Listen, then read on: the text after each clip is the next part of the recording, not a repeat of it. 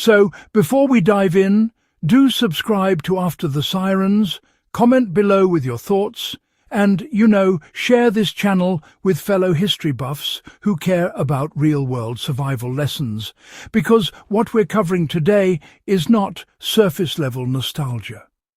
This is hard-earned knowledge that kept ordinary people alive through one of the most food-insecure periods in modern history.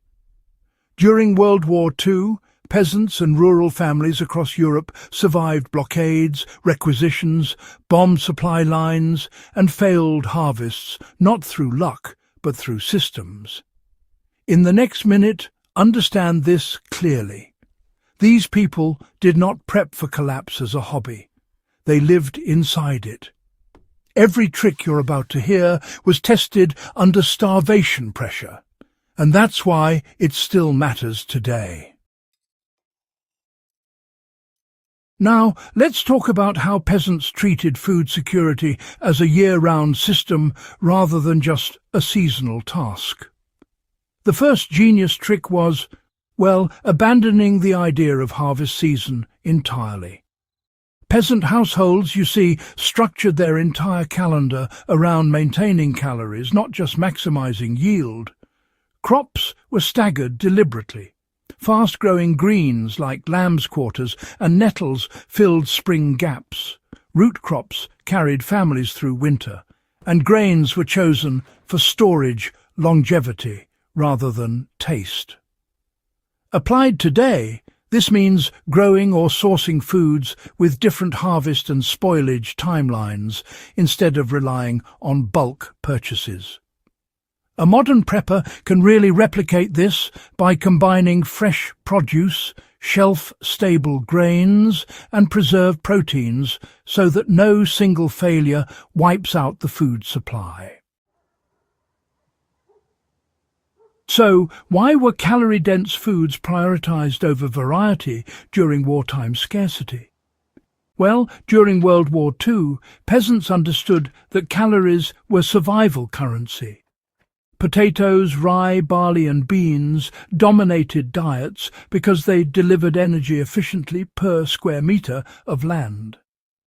Leafy vegetables mattered for nutrition, of course, but survival hinged on starch and fat.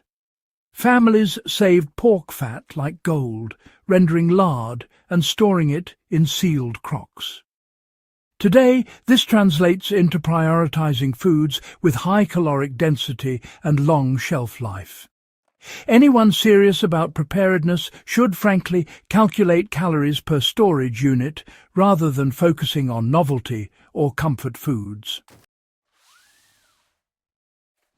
And finally, let's look at how fermentation replaced refrigeration when power grids failed.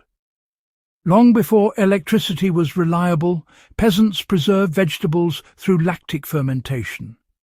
Cabbage became sauerkraut, cucumbers turned into sour pickles, and even beet greens were fermented. This wasn't about flavour.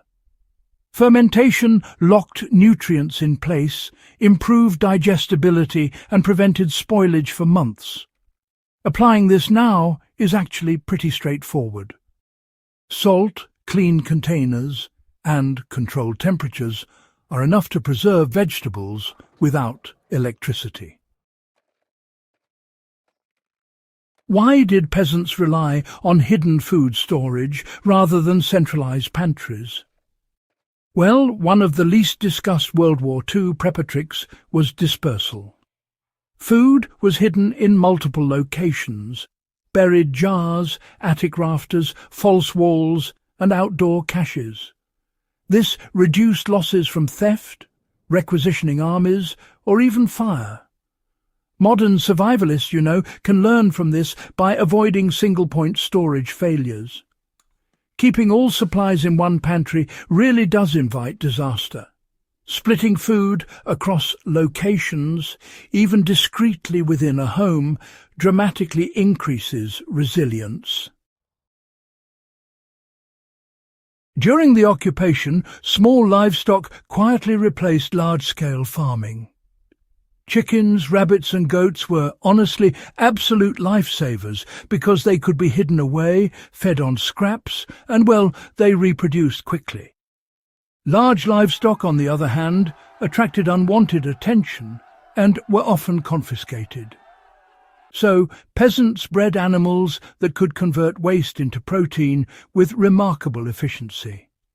If you think about it, a present-day equivalent might be backyard poultry or rabbits, where it's legal, or perhaps community-shared livestock models.